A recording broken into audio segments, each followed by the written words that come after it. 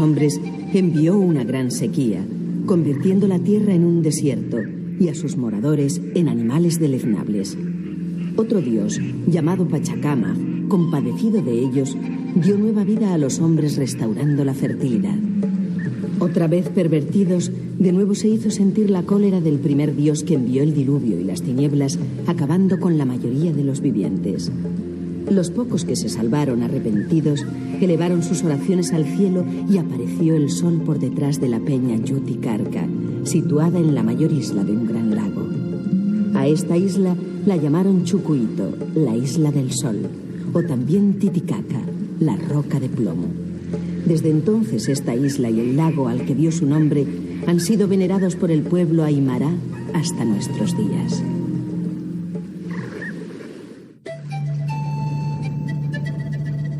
El altiplano boliviano se extiende entre las cordilleras oriental y occidental de los Andes. Es después del Tíbet el más alto del mundo, ya que su altura oscila entre los 3.700 y los 4.500 metros. Se extiende de norte a sur con una longitud de 700 kilómetros y una anchura de 500 kilómetros. Está formado por una enorme llanura aluvial de grandes estepas, cuya uniformidad se ve interrumpida por diversos sistemas montañosos y grandes lagos. Es la región del país con mayor densidad de población y donde se encuentran sus principales ciudades. Entre ellas destaca su capital, La Paz. Rodeada por la Cordillera Real de los Andes y protegida por el gigante nevado Illimani, La Paz es la capital nacional más alta del mundo, con una altura sobre el nivel del mar de 3.700 metros. Este asentamiento fue habitado por los aymarás con el nombre de Chuquiapo, siendo destruido por los incas mucho antes de la llegada de los españoles. La ciudad de La Paz fue fundada en 1548 con motivo de la pacificación entre las guerras de almagristas y pizarristas. Fue mandada a fundar por el presbítero Lagasca y mandó acá el capitán Alonso de Mendoza, quien hizo la fundación el 20 de octubre de 1548. Alonso de Mendoza batalló en Europa, estuvo con Hernán Cortés en México, sirvió al lado de Gonzalo Pizarro en la Guerra Civil del Perú, pero su lealtad al rey le hizo unirse al pacificador Lagasca, siendo este quien le envió a fundar la ciudad que conmemoró el final de la guerra, Nuestra Señora de la Paz. La ciudad fue sometida a continuos asedios. Quizá el más importante fue el protagonizado por Tupac Katari, que cercó La Paz con 80.000 indios en 1781. Los indígenas cercaron La Paz y el cerco fue muy fuerte. Hubo muchos muertos de los habitantes en la ciudad de La Paz y solo fue levantado cuando vinieron tropas venidas desde Buenos Aires que levantaron el cerco y derrotaron a Tupac Katari. Tras su independencia se convirtió en una de las principales ciudades de la República en abierta competencia con Sucre. La contienda fue favorable para La Paz, siendo reconocida como sede del gobierno en 1898. La ciudad de La Paz es una ciudad hecha acorde con las ordenanzas que se hicieron para toda América, que no las hubo en España, refiriéndonos a la cuadrícula. La ciudad de La Paz está en una hondonada, entonces allí se desarrolla la cuadrícula con su parte central, que es la plaza, en donde están los organismos religiosos, como es la catedral y el cabildo. Justamente acá hoy se yergue la Catedral de La Paz, que se hizo a partir de 1838. Situada en la plaza Pedro Murillo, la Catedral de La Paz constituye el primer monumento del período neoclásico. Se empezó a construir bajo un proyecto de Manuel Sanahúja, aunque fue el ingeniero Felipe Bertrés quien finalizó la obra. Se trata de una obra monumental decorada con gran profusión de mármoles, jaspes y granitos. En La Paz hay otras muchas iglesias que recuerdan la presencia española. Entre todas ellas destaca la iglesia del convento de San Francisco. Su construcción comienza en el año 1549, aunque su fachada de estilo barroco se realizó en 1790. Aunque las iglesias se construían con los mismos cánones que en España, encontramos algunas diferencias. donde hay el cambio es en la forma de la decoración. La decoración se va a concentrar especialmente en las portadas de las iglesias, sean una portada o 3 portadas, de acuerdo a si es una iglesia de una nave o 3 naves. Entonces allí aparece la columna salomónica. La columna salomónica también es una importación europea e hispánica también para acá, pero lo que pasa es que esas columnas están adornadas con elementos netamente nuestros, y en algunos casos, por ejemplo en la iglesia de Santo Domingo de nuestra ciudad aquí en La Paz, aparecen por ejemplo los tucanes, que son aves de nuestra selva y que allí aparecen. Además del convento, la plaza de San Francisco alberga el monumento a uno de los más grandes políticos de Sudamérica del siglo XIX. Se trata de Andrés de Santa Cruz. Santa Cruz nace en La Paz en 1792. Ingresa en el ejército a las órdenes del general San Martín. En 1827 es llamado por Bolívar, quien le nombra presidente del Perú. 2 años más tarde es reclamado para hacerse cargo del gobierno de Bolivia. Los cronistas e historiadores le reconocen como el verdadero creador del Estado boliviano. En sus 10 años de mandato, Santa Cruz creó un sólido ordenamiento jurídico y económico, cuya piedra angular fue la redacción de la Constitución de 1831. 6 años después de dejar la presidencia y tras diversos avatares políticos, en 1845 es desterrado a Europa como consecuencia de un acuerdo entre Chile, Perú y Bolivia. Andrés de Santa Cruz fallece en Versalles a los 73 años de edad.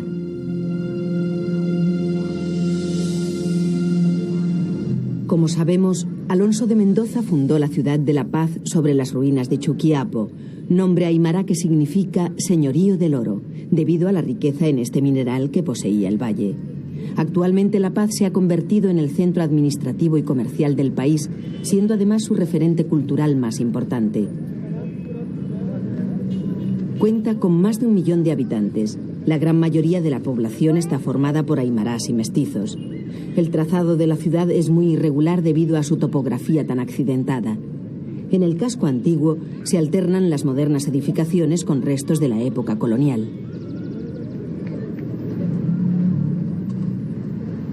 Uno de los lugares más característicos lo encontramos en la calle Linares. Se trata del Mercado de las Brujas. En esta calle se asientan vendedores de los más extraños y variados artículos, empleados tanto en ofrendas religiosas a la Pachamama como en diversas ceremonias que tienen que ver con la superstición popular. Además encontramos una infinita variedad de hierbas medicinales usadas por los médicos indígenas, los cayaguayas. La Pachamama es la diosa de la Madre Tierra. Mediante ofrendas con adornos en forma de groseras muñecas o de diferentes productos del campo, se le ruega que favorezca las cosechas y evite todos los daños que impidan una feliz recolección. Es una costumbre muy arraigada en comunidades agrícolas de Sudamérica. En el Mercado de las Brujas se pueden encontrar fetos de animales momificados que, una vez enterrados en los cimientos de una casa en construcción, darán suerte a sus moradores. También se ofrecen preparados para combatir los hechizos del mal de amor, del daño y del susto, además de numerosos amuletos y perfumes. Otra de las imágenes características la encontramos en la vestimenta de un gran número de mujeres que habitan la ciudad. Son las cholas paceñas. Con el nombre de cholo o chola se designa a los mestizos de blanco e india que además han adoptado las costumbres de la sociedad urbana e industrial. El nombre de chola puede deberse al vocablo aymara chulu, que significa mestizo, aunque posiblemente provenga de chula o chulapona en los barrios castizos de Madrid, que según descripción de la época era una mujer de mucho donaire, usaba saya larga y plisada, blusa adornada con encajes y sobre los hombros se ponía el mantón de Manila. Esa vestimenta que se usó en el siglo XVIII se ha perpetuado con algunos cambios hasta ahora en lo que es la vestimenta de la clásica chola paceña. Está compuesta por una pollera en la parte baja que llega hasta un poco más abajo de las rodillas y que es totalmente plisado, por un lado. Por otro lado, tienen una camisa bastante elegante, con algunas veces con bordados y demás. Y encima llevan lo que se llama hoy la manta, que en realidad está hablándonos del mantón de Manila. El final del siglo XIX trae grandes cambios sociales. En el caso de las cholas aparecen diversas categorías con relación a su origen y posición económica. Los campesinos logran ingresar libremente en las ciudades y sus mujeres tratan de imitar a las cholas urbanas. Estas se repartían en dos categorías, las cholas decentes y las medianas. Las decentes eran hijas o mujeres de médicos, abogados o políticos. Sus prendas eran muy caras y de origen europeo. La chola mediana era la dedicada al comercio, tenía su propio negocio y vestía con telas del país. Las polleras mayormente tenían dos bastas. Las bastas son estas de acá. Y hoy en día lo ponemos 4 y casi de 8 o 9 centímetros. Las blusas eran ajustadas al ras del cuerpo y las otras también usaban blusas de embarazo que eran matinés o bobitos, que eran las más anchas. Los sombreros antiguamente era el jipijapa, el primer sombrero de La Paz, y luego viene el segundo, el bombín, que eran más cortas y más redondas, y luego viene ya actualmente el borsalino. En La Paz se siguen elaborando las mantas y las polleras de forma artesanal. Las mantas suelen ser de dos tipos. La manta de pecho es de tela fina, a veces incluso de seda. Tiene bordados en alto relieve y unos hermosos flecos. Se coloca por la espalda hacia el pecho y se asegura con un broche. La manta de encima o abrigo es de tela más gruesa y se puede llevar en el brazo. Las señoras mayores usaban dos mantas, la manta de pecho que era la más corta y la manta de abrigo que era la más larga y gruesa. Actualmente usamos simplemente ahora una manta. La pollera llega a costar los 700 bolivianos, la manta unos 600, el sombrero llega a costar 1.200, 1.500 porque es borsalino. Más o menos para una fiesta nosotros nos vestimos como $1.000, sin contar las joyas. Cuando ya nuestras hijas ya son jovencitas, van al colegio, terminan todo el bachillerato y empiezan a ir a la universidad. Y ellas deciden de si quieren ir a la universidad así de vestido tal como lo hemos criado desde niña, o es que ellas quieren cambiarse ya de pollera, por no perder el patrimonio cultural que tenemos acá en La Paz, Bolivia. Cada vez se hace más difícil que las mujeres jóvenes se vistan con la pollera y la manta, incluso se avergüenzan de sus madres. Lamentablemente, con el paso del tiempo, las cholitas desaparecerán del paisaje cotidiano de La Paz. Hace 42 años que yo vine de España y vine porque tenía unos tíos aquí, en Bolivia, que tenían un restaurante y era aquellos años malos en España donde la cosa económica andaba fea. Y me llamaron y me vine para acá y esa fue mi llegada aquí y aquí ya me casé a los 2 años y aquí me quedé. En aquellos años lo que más me gustaba es que aquí había mejor nivel de vida, en España había un nivel de vida muy malo y yo trabajaba en Barcelona en una fábrica que se llamaba Casa Rivieri y ya está cerrada, ya no existe, y ganaba apenas para vivir, ¿no? Pero malamente. Eran años malos, ¿no? Entonces llegué acá, mis tíos tenían su restaurante y yo me metí con ellos y empecé a trabajar y a vivir mucho mejor, claro. Bueno, añoraba todo. Al segundo día me quería ir, me quería volverme, no me acostumbraba a los primeros días. Así como ahora estoy muy contento y muy feliz aquí en Bolivia, me encuentro bien. Y voy a España, también me gusta, pero extraño Bolivia. Cuando yo llegué aquí, el edificio más grande era la universidad, el más alto. Y ahora hay un montón de edificios mejores que la universidad. En eso ha progresado mucho. Bueno, pues la mayoría del boliviano se sienten descendientes de españoles, porque hay muchos de ellos que son descendientes, la mayoría, ¿no? Y las costumbres, hay muchas costumbres aquí que son de España, la mayoría de ellas. Les gusta comer bien, les gusta tomar buenos tragos, que también a nosotros nos gusta allí en España, les gustan las fiestas. Si se puede trabajar un poco menos mejor, para que se divierte uno más, como en España, y bien, las mismas costumbres, las mismas parecidas. Aquí la gente se siente española, como le he dicho antes, y bien, aquí la mayoría del español está casado, que vinieron aquí, estamos casados con bolivianos, la mayoría, y bien, nos llevamos, muy bien, muy buena relación. Lo primero que hice fue ir a Galicia, que es mi tierra, eso fue lo primero. Al día siguiente que hemos llegado a Madrid, de ahí en un avión a Galicia. Y ahí estuve cerca de los 2 meses, en Galicia y en Barcelona, que tengo muchas hermanas ahí. ¿Quién no conoce España? ¿Quién no tiene trato con España? Hay mucha gente de aquí que van allí a estudiar, se casan allí con españolas y vienen aquí otra vez a vivir, todo eso. Entonces hay mucho roce entre Bolivia y España. Hay mucha amistad, mucha cosa de esa, ya familias enteras que son como españolas igual. Yo pruebo el arroz cuando está cocido, ella la hace. Pruebo a ver si está bien de sal, es lo único que hago, ¿no? Y cobrar. Muy cerca de la hermosa ciudad de La Paz y de su gigante Illimani se encuentra el mítico lago Titicaca. Es el lago de mayor extensión de América del Sur y uno de los más elevados del mundo, ya que está en el altiplano andino a 3.800 metros sobre el nivel del mar. Situado en la frontera de Perú y Bolivia, tiene 190 kilómetros de longitud y 50 kilómetros de ancho. La cuenca del lago Titicaca, que fue la cuna de las civilizaciones que se desarrollaron en las altiplanicies peruano-bolivianas, continúa poblada en las riberas de los dos países por los aymarás, que navegan y pescan en el lago y que siguen comerciando entre ellos de la misma manera que sus antepasados. Los cultivos en el lago Titicaca son los característicos del altiplano, fundamentalmente la patata, base de la alimentación de la zona. En los mercadillos se comercia con estos productos, además del pescado del lago, los productos derivados del ganado y, por supuesto, la hoja de coca.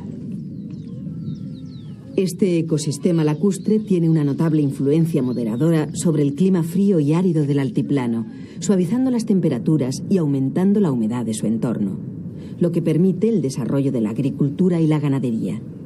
Los camélidos que emigraron desde América del Norte lograron adaptarse bastante bien en el altiplano. Las especies más conocidas son las domésticas. La llama se utiliza como animal de carga y como productora de lana y carne.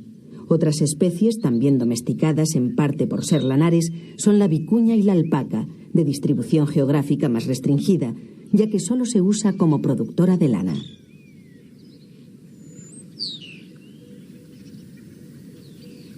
El arte de tejer y teñir toda clase de mantas y ponchos es conocido desde antiguo por el pueblo aymara. Ellos mismos fabrican los tintes vegetales, siendo enorme la cantidad de plantas que conocen para este uso. Hilan la lana de la llama, la alpaca y la vicuña con telares que se supone fueron introducidos por los españoles durante la conquista.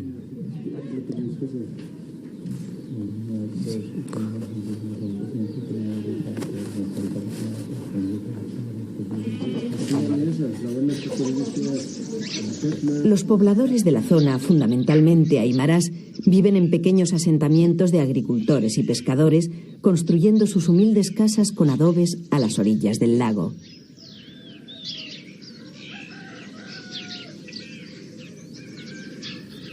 Es allí precisamente donde se cultiva una de las plantas de uso más tradicional entre los habitantes del lago, la totora.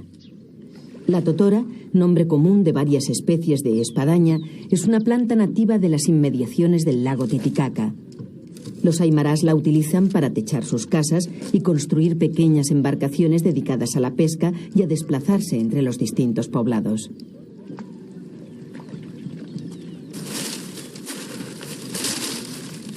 Una vez dejada secar la totora, se ata en fardos y se forman los cilindros que compondrán la estructura de la balsa.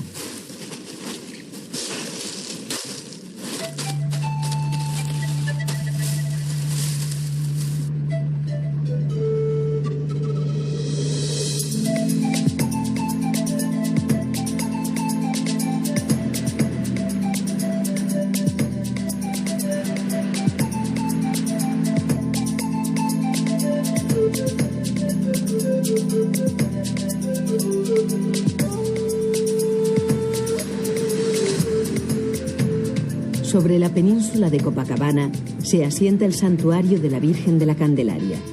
Se trata del más completo exponente de un templo rural del período renacentista. Como otros de su época, comprende un conjunto urbano formado por la iglesia, un amplio atrio almenado con 4 capillas y la llamada Miserere. Además, tiene una capilla abierta a semejanza de las mexicanas. Fue edificado entre los años 1614 y 1640 y es obra de Francisco Jiménez de Sigüenza. En el interior de la iglesia se encuentra la imagen de la Virgen de Copacabana, realizada en 1582 por el artista indio Francisco Tito Yupanqui. Todos los años, miles de bolivianos peregrinan hasta el santuario a venerar a la Virgen.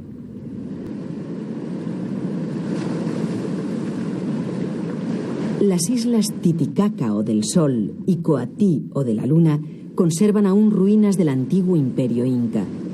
La isla del Sol es la mayor del lago. De aquí, según la leyenda, salieron Manco Cápac y Mama Oclla para gobernar y civilizar las tribus salvajes y unirlas en un gran imperio.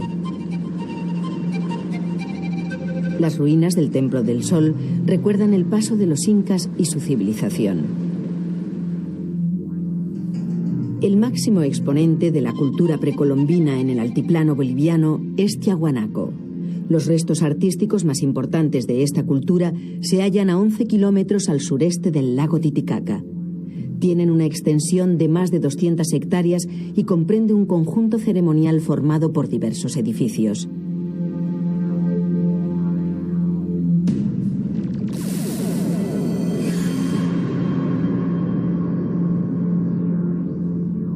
La escultura es de un valor extraordinario. En ella se distinguen 4 estilos distintos: naturalista, clásico, decadente y geométrico. Los periodos de la cerámica son el antiguo, el clásico, con un tipo de cerámica característico denominado quero, y el decadente.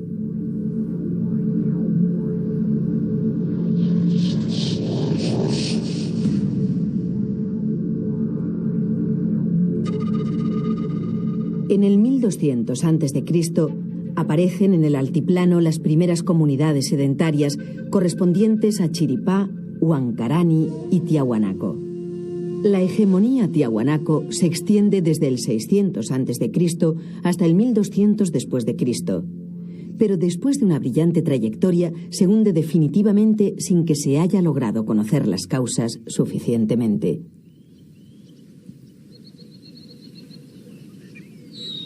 Además de su economía agrícola y ganadera, la cultura tiahuanaco se caracteriza por su avanzada tecnología, en especial en la arquitectura urbana, en la cerámica y en los sistemas de irrigación.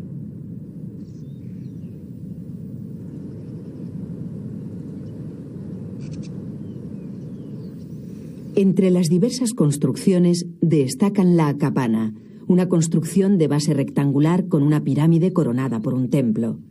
El llamado templo semisubterráneo, un recinto construido debajo del nivel del suelo natural, y el pututi o palacio de los sarcófagos. El Calasasaya, conocido como la Puerta del Sol, es un monolito con un dintel esculpido en bajorrelieves que reproducen al dios Sol.